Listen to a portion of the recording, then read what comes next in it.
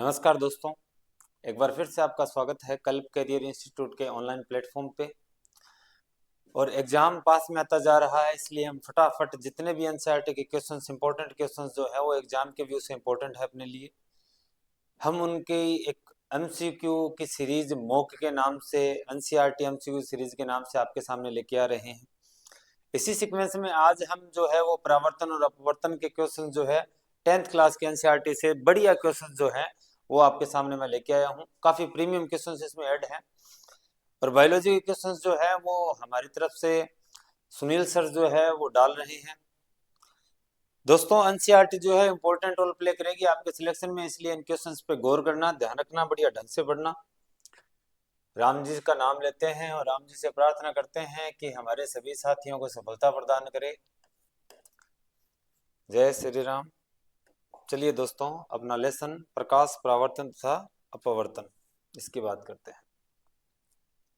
First question आपकी screen पे आपको दिखाई दे रहा होगा। निम्नलिखित में से कौन सा बिंदु स्रोत से उस पर आपतित प्रकाश का समांतर प्रकाश पुंज बना सकता है? समांतर प्रकाश पुंज कौन बना सकता है? बात है समांतर प्रकाश पुंज की। समांतर प्रकाश पुंज कौन बना सकता है? अवतल दर्पण, उत्तल लेंस दोनों ही बना सकते हैं क्या? अवतल दर्पण, उत्तल लेंस, उत्तल दर्पण और उत्तल लेंस दोनों ही एक दूसरे से 90 डिग्री पर रखे दो समतल दर्पण, अवतल दर्पण और अवतल लेंस। दरअसल देखिए दोस्तों, ये अवतल दर्पण है, ठीक है। अवतल दर्पण पे इसने कहा है बिंदु स्रोत से। कोई बिंदु स्रोत से आएगा मतलब वो फोकस बिंदु से आ रहा है, और फोकस बिंदु से अगर कोई प्रकाश गिरेगा तो वो समानांतर मिलेगा। आपको क्या मिलेगा? समानांतर मिलेगा। सेम ऐसे ही आपको उत्तल लेंस में भी मिलता है। उत्तल लेंस में इस तरह आपकी जो किरणें होती है वो समानांतर हो जाती है। बिंदु स्रोत माने कि फोकस बिंदु की बात की है, बिंदु स्रोत से जहां से होगी। तो यहाँ आपका अवतल दर्पण भी बना सकता है और उत्तल लेंस भी बना सकता है, दोनों ही बना सकते हैं, ठीक है। चलिए हम नेक्स्ट पे, उत्तल दर्पण और उत्तल लेंस नहीं। नेक्स्ट 10 mm, बढ़िया क्वेश्चन है।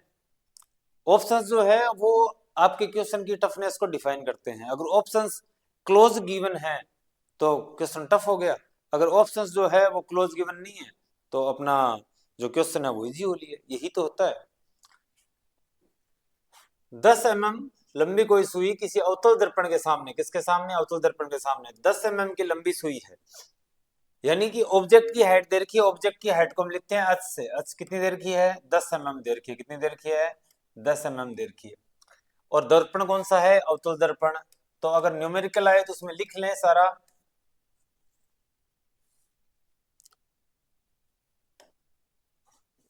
शायद ये हिलने की वजह से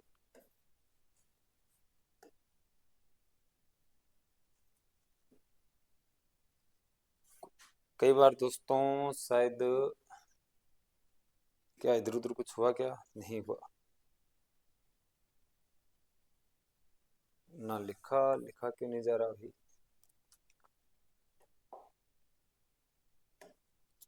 अब लिखा जाएगा। अवतल दर्पण है ये। कई बार दोस्तों ऐसा हो जाता है, ठीक है।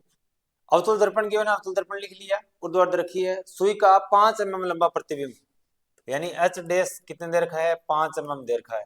अवतल दर्पण है तो प्रतिबिंब जो है आप उसकी हाइट माइनस में लेंगे, प्रतिबिंब की हाइट को, ठीक है। 5 mm देर का है। और प्रतिबिंब दर्पण के सामने 30 सेंटीमीटर की दूरी पर बनता है। ये वी दे रखी है। वी कितनी दे रखी है? 30 सेंटीमीटर। और अवतल दर्पण के लिए वी क्या होती है? माइनस में होती है। दर्पण की फोकस दूरी ज्ञात करनी है। फोकस दूरी आर वगैरह गिवन हो तो हम आर से भी कर सकते हैं, वक्रता त्रिज्या से, बट यहाँ वी गिवन है।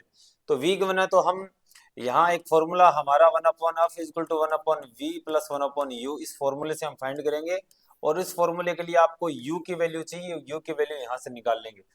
हमें मालूम है कि दर्पणों के लिए आवर्धन होता है वो h डैश अपॉन h होता है, और इसका बिंब की दर्पण से दूरी और प्रतिबिंब की दर्पण से दूरी, इन दोनों को लेके जो संबंध है वो किससे गिवन होता है? v/u। ऊपर प्रतिबिंब है तो प्रतिबिंब की दूरी, नीचे वस्तु है तो वस्तु की दूरी, और यहाँ माइनस लगता है। ये दर्पण के लिए, लेंस में माइनस नहीं लगता।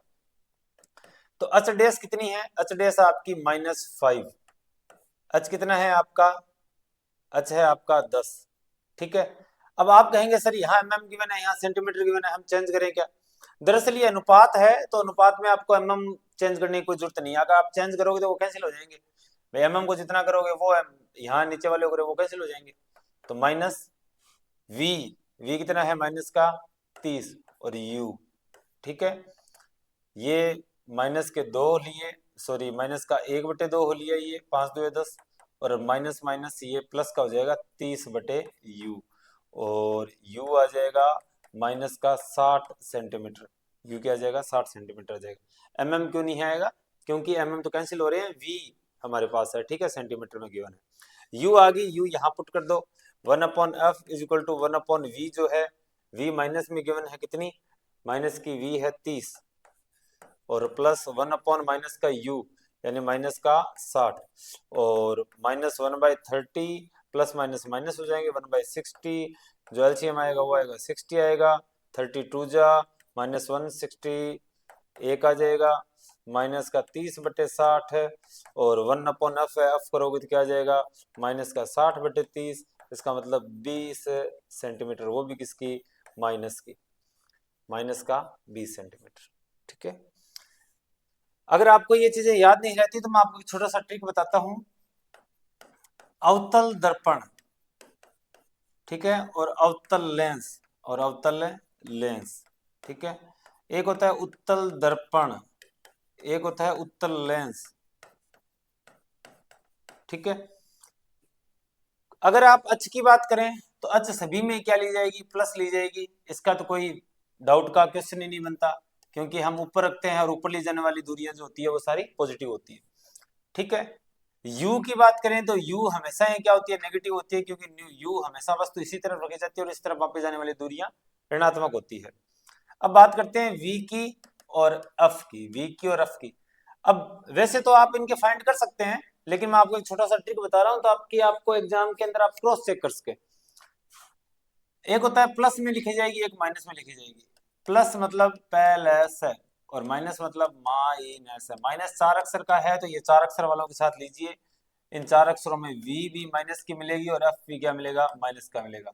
3 अक्षर वाला प्लस 3 अक्षर का है, तो v भी किसके लीजिए, प्लस का, और f भी के लीजिए, क्या लीजिए, इन दोनों के लिए प्लस का। आप यहां से मतलब एक ट्रिक है छोटा सा, आप इससे थोड़ा देख सकते हैं, क्रॉस चेक कर सकते हैं। निम्नलिखित में से किस स्थिति में अवतल दर्पण बिंब से बड़ा वास्तविक दर्पण बनाता है? याद रखना, ये बड़ा है और वास्तविक है। कौन सा? अवतल दर्पण। अवतल दर्पण जो है वो दो स्थिति में बड़ा बना सकता है, दो स्थिति में बड़ा बना सकता है। जैसे यहाँ आर है और यहाँ एफ मान लिया, तो एक तो यहाँ जब कोई वस्तु रखी है, यानी आर और एफ के बीच में कोई वस्तु रखी है, तो उसका प्रतिबिंब बड़ा बनेगा। एफ पे तो आपको मालूम है बहुत बड़ा बनाता है, अनंत पे बनता है। यहाँ भी बड़ा बनता है, लेकिन यहाँ आभासी बनता है, आभासी और सीधा बनता है, आभासी और सीधा बनता है, फोकस और ध्रुव के बीच में। जबकि यहाँ क्या बनता है, वास्तविक बनता है और बड़ा बनता है और उल्टा बनता है। अब इसने उल्टा सीधे की तो बात ही नहीं की, वास्तविक की बात की है, तो इसका मतलब आर और एफ के बीच में, आर और एफ के बीच में वक्रता के अंदर पर हो तो समान साइज का बनता है, समान बनता है।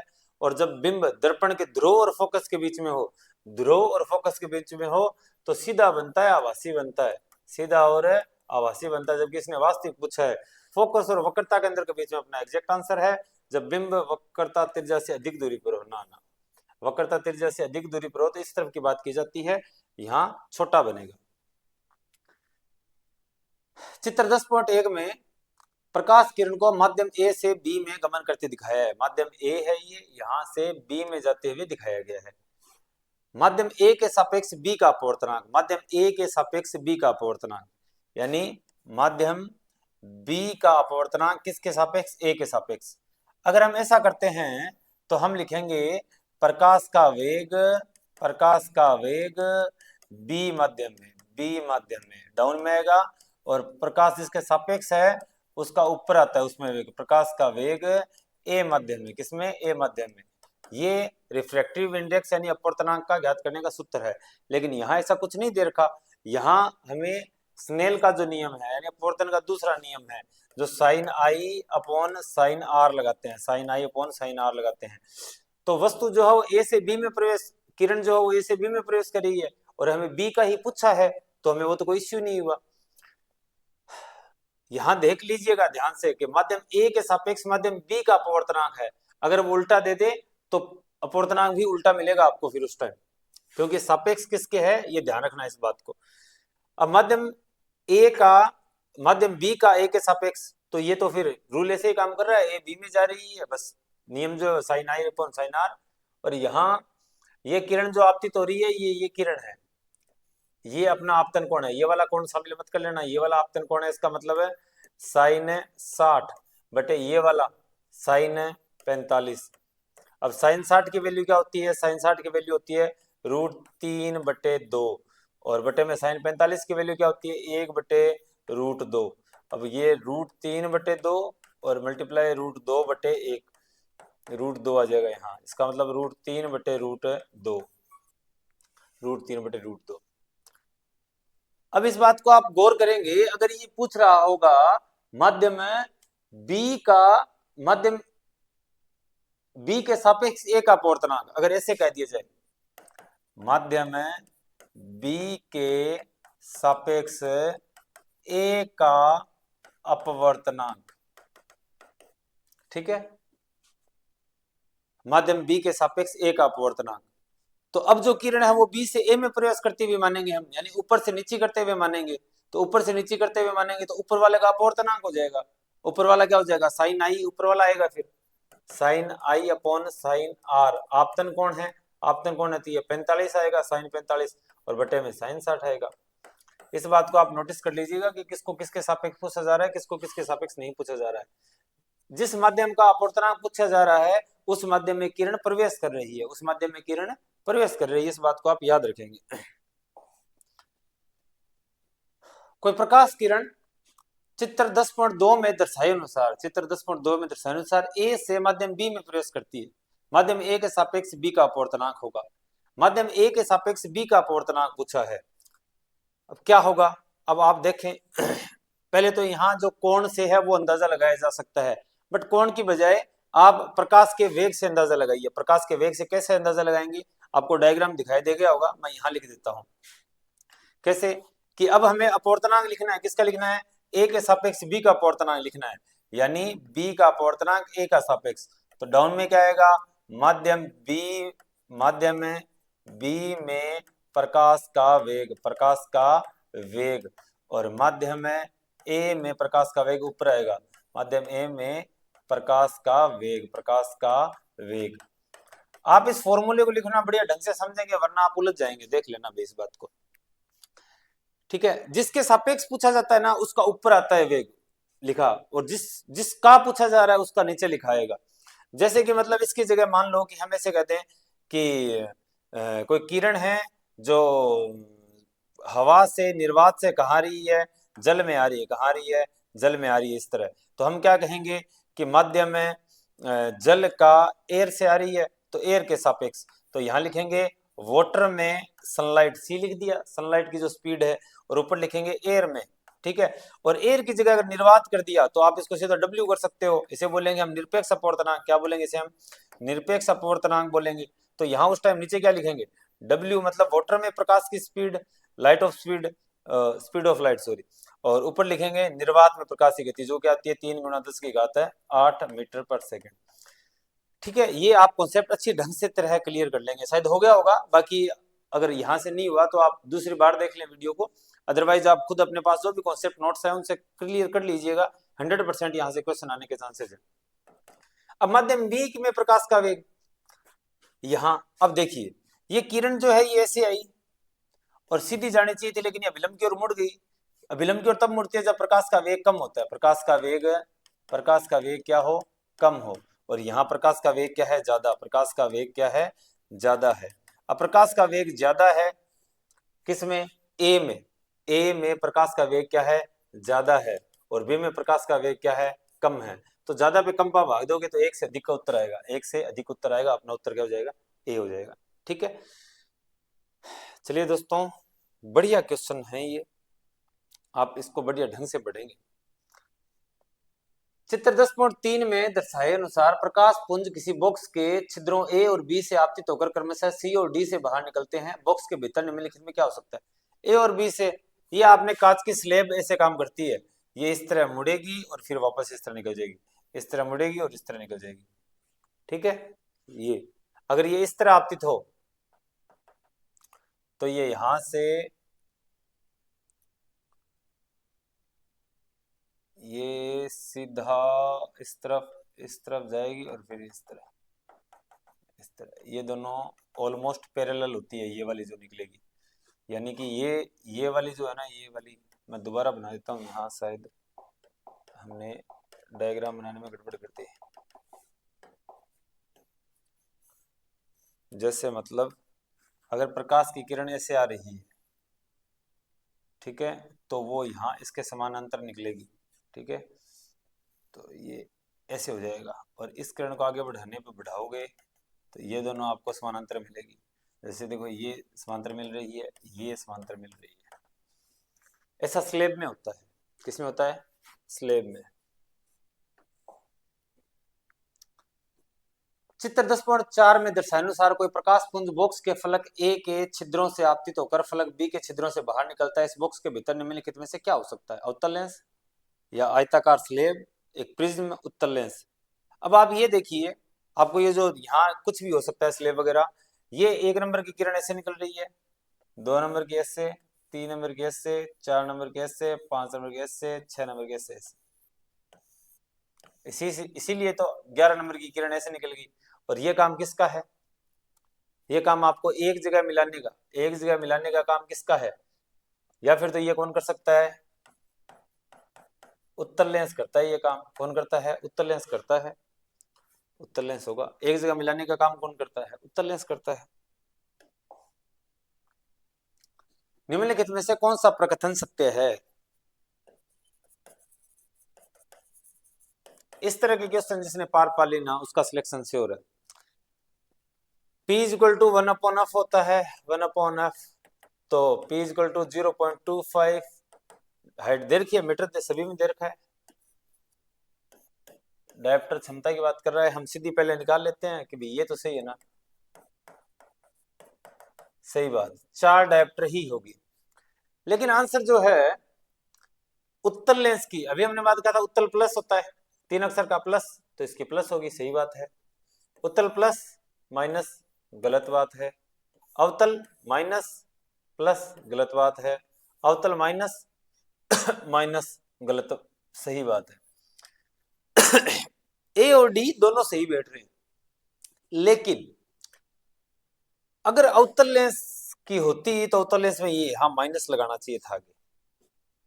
इन दोनों की बात करते हैं, पीछे वाला सही है, अब आगे वाले की बात होगी। इनके बेसिस पे जो है आंसर दिया जाएगा। इनके बेसिस पे अगर आंसर दिया जाएगा तो आप ये देखिए कि यहाँ माइनस होना चाहिए था, उत्तल लेंस के लिए माइनस नहीं है, इसी वजह से डी गलत हो जाएगा और ए सही आंसर हो जाएगा। अब आप सोचेंगे सर ये तो मन गढ़ंत बात है, मन गढ़ंत बात नहीं है, एनसीईआरटी का क्वेश्चन है और एनसीईआरटी का खुद का आंसर गिवन है, इसके अंदर ए बाद में मुछा सुगराला। वाहनों में पीछे के दृश्य को देखने के लिए दर्पण द्वारा आवर्धन, आवर्धन का मतलब क्या होता है कि वस्तु कितना बड़ा प्रतिबिंब बना रही है। अब पीछे का दर्पण देखना, पीछे का सीन देखना है, ज्यादा बड़े प्रतिबिंब बन गए तो उसमें देखोगे क्या? एक ही चीज थोड़ी देखनी है, तो उसका आवर्धन कम होता है ताकि ज्यादा वस्तुओं के प्रतिबिंब बनाए जा सके, ज्यादा वस्तुओं के प्रतिबिंब बनाए जा सके। एक जिसका प्रतिबिंब होता है उसमें बिंब और प्रतिबिंब दोनों का साइज सेम रहता है, एक से कम। बाकी आप उत्तल दर्पण से आप कैलकुलेशन करके भी देख सकते हैं। किसी अवतल दर्पण पर आपतित सूर्य की किरणें दर्पण के सामने 15 सेंटीमीटर की दूरी पर अभिसारित होती है। अभिसारित, अभिसरित मतलब अभिसारित एक ही बात है, यानी एक जगह इकट्ठी होती है, एक जगह इकट्ठी, एक जगह इकट्ठी हो रही है, इसका मतलब वो बिंदु कौन सा है? वो बिंदु है फोकस बिंदु। कौन सा बिंदु है? फोकस बिंदु। और अब इस दर्पण के सामने बिंब को कहाँ रखें कि समान साइज का प्रतिबिंब बने? समान साइज का प्रतिबिंब रखने के लिए वक्रता बिंदु होता है 2f, और f कितनी आई? f इसने दे रखा है 15 सेंटीमीटर, तो 2f क्या हो जाएगा? 15 गुणा 2 बराबर 30 सेंटीमीटर। दर्पण से 30 सेंटीमीटर दूरी पर रखो, एग्जैक्ट 30 पर, ना 30 से कम ना 30 से ज्यादा। निम्नलिखित में से किसके द्वारा निश्चित रूप से किसी दूरस्थ ऊंचे भवन का पूरी लंबाई का प्रतिबिंब देखा जा सकता है। एक बात को गौर करेंगे कि समतल दर्पण जो है वो सेम साइज का प्रतिबिंब बनाता है, तो अगर कोई भवन है तो क्या उतने बड़े भवन का दर्पण लगाना पड़ेगा क्या? नहीं, यहाँ एक नाम दे रखा है दूरस्थ भवन। क्या दे रखा है? दूरस्थ भवन। अब दूरस्थ भवन इसका आंसर अगर दे रखा है तो इसमें सारे के सारे आंसर होंगे उपरोक्त सभी। सभी से बनाया जा सकता है, सभी से, तीनों से बनाया जा सकता है। टॉर्चों, सनलाइट तथा वाहनों की हेडलाइट में बल्ब कहाँ लगा होता है? अच्छा, अब मैंने सोचा कहाँ लगा, आगे ही लगा होता है, पीछे कहाँ लगा होगा, मैंने उसी हिसाब से लिया। परावर्तक, परावर्तक ये पृष्ठ कहाँ होती है? आप देखना इनमें इस तरह यहाँ कुछ सिल्वर जैसा मतलब एक परावर्तक पृष्ठ होती है, और यहाँ क्या लगा होता है? बल्ब लगा होता है। यहाँ क्या लगा होता है? बल्ब लगा होता है। तो ये यहाँ प्रकाश गिरता है, यहाँ प्रकाश गिरता है, और ये फोकस बिंदु से आ रहा है, ये एक तरह से फोकस बिंदु के पास लगा होता है एकदम, मतलब फोकस बिंदु पे ही, ताकि फोकस बिंदु से गिरा हुआ प्रकाश जब इन दर्पणों पर गिरे तो सीधा एक समानांतर पुंज मिले इस तरह। तो परावर्तक के फोकस के अत्यधिक निकट होता है उसके, जो ये साइड वाली है उनको परावर्तक बोला है। डायग्राम नहीं है। परावर्तन के नियम लागू होते हैं क्या समतल दर्पण पर लागू होते हैं क्या अवतल दर्पण पे लागू होते हैं क्या उत्तल पे लागू होते हैं? सभी पे लागू होते हैं, चाहे वो कोई से क्यों ना हो। दर्पणों के लिए है परावर्तन के नियम, तो दर्पण पे लागू होंगे ही होंगे, परावर्तनीय घटना पे लागू होंगे। वायु से कांच के आयताकार स्लेब पर आपतित किसी प्रकाश की किरण का गमन पथ से 4 विद्यार्थियों ने ए बी सी डी चित्र बनाया। अरे इनमें से कौन सा सही है? ए सही है कि बी सही है कि सी सही है कि डी सही है? ए नहीं हो सकता। अभी हमने बात की थी, ये आता कैसे है? ऐसे आएगी प्रकाश की किरण और फिर इस तरह मुड़ जाएगी और फिर वापस इस तरह, यानी कि अगर आप इसको आगे बढ़ाओगे ना तो ये दोनों समानांतर मिलेगी। तो इसका तो बस वो बता रहा था, हाँ ये वाला, ये देखिए ये ऐसे, अगर आप इसको आगे बढ़ाइए,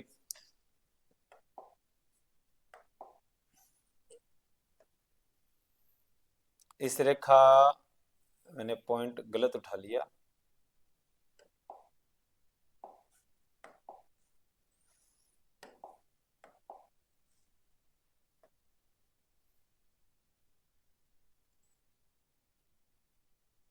ये देखिए पूरी तरह ये आपको समानांतर मिलेगी। ये वाली जो हाइट है यहाँ से यहाँ देखिए इक्वल मिलेगी, यहाँ से यहाँ तक इक्वल मिलेगी, यहाँ से यहाँ तक इक्वल मिलेगी। ये ही सही है, बी सही है, ये गलत है, यहाँ गड़बड़ हो गई, ये यहाँ गड़बड़ हो गई, अपवर्तन नहीं हो रहा उसके वाले में। आपको जल, तारपीन का तेल, बेंजीन, केरोसिन दिया गया है, इनमें से किस माध्यम में समान कोण पर तिरछी आपतित कोई प्रकाश किरण सबसे अधिक मुड़ेगी? अब ये अधिक मुड़ेगी ये डिपेंड करती है अपवर्तनांक पर। किस पर डिपेंड करती है? अपवर्तनांक पर। हम इनका निरपेक्ष अपवर्तनांक देख सकते हैं। क्या देख सकते हैं? निरपेक्ष अपवर्तनांक देख सकते हैं। 10th क्लास के अंदर इनकी क्या दी गई है? एक टेबल दी गई है, उस टेबल से हम देख सकते हैं। ठीक है। सबसे पहले जल गिवन है, जल का जो निरपेक्ष अपवर्तनांक होता है वो होता है 1.33, 1.33। उसके बाद हमें दे रखा है तारपीन का तेल। क्या दे रखा है? तारपीन का तेल। उसके बाद हमें दे रखी है बेंजीन। क्या दे रखी है? बेंजीन। और बेंजीन के बाद गिवन है हमें केरोसिन। कौन गिवन है? केरोसिन। तारपीन के तेल का होता है 1.43, केरोसिन का होता है 1.47 और बेंजीन का होता है 1.50। क्या होता है? 1.50। मैंने इनका उल्टा लिख दिया। ठीक है, केरोसिन का रहता है 1.44 है और इस तारपीन के तेल का है 1.47। ठीक है, ये एग्जैक्ट वैल्यू है इनकी, याद रखनी पड़ेगी कुछ एक की, या फिर कम ज्यादा कम से कम आपको ध्यान में रखना पड़ेगा, ताकि यहाँ से अब ये तो देख लिया कि सबसे ज्यादा अपवर्तनांक बेंजीन का है तो बेंजीन में मुड़ेगी, ये तो मालूम चल गया हमें। बट अगर हमें ये ध्यान में नहीं होता तो कैसे मालूम चलता?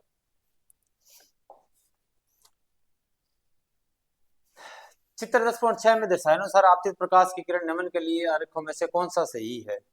अगर ये मुख्य अक्ष के समानांतर आ रही है तो फोकस बिंदु से गुजरेगी, ये वाला। चित्र डी। इसमें तो ये वापस जा रही है, ऐसे थोड़ी होता है, टू अप से जा रही है।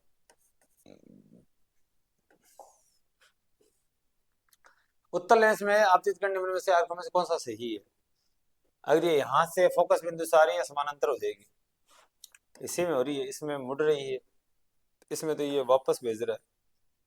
ये यहां से होता है प्रकाश के अंदर से, ये कहानी, और ये भी गलत है। ए,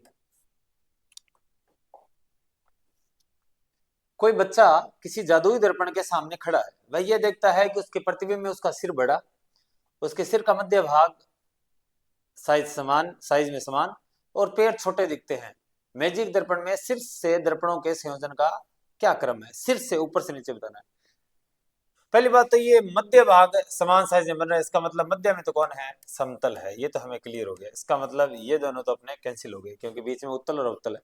अब बात बचती है तीसरी और चौथे की। बच कुछ नहीं रही, क्योंकि पजल तो वही होंगे। सिर बड़ा करके बता रहा है और आगे सिर छोटा है। छोटा करने का काम जो है वो उत्तल दर्पण करता है। कौन करता है? उत्तल दर्पण। तो बाद में उत्तल, और पहले बड़ा कौन कर रहा है?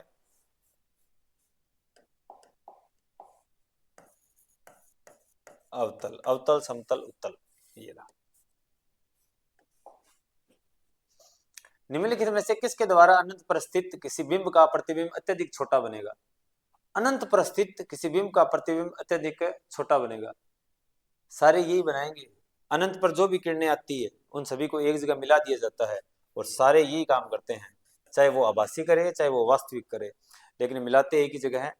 इसी के साथ अपना जो है वो ये कंप्लीट होता है। अच्छा, एक ये देख लेना कि जैसे जल का अपवर्तनांक जो है 1.33 है, और बेंजीन का कितना आया? बेंजीन का आया कितना? 1.50 आया। तो ये वास्तव में ये है speed of light in air कह लो चाहे निर्वात कह लो। सी जो कह दिया वो सीधी 3 × 10⁸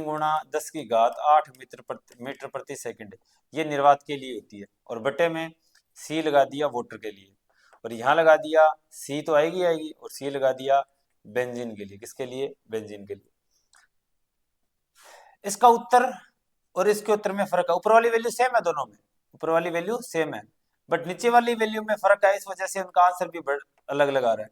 ये वाली वैल्यू कम आ रही है, इसका मतलब CW बड़ा है, और ये वाली वैल्यू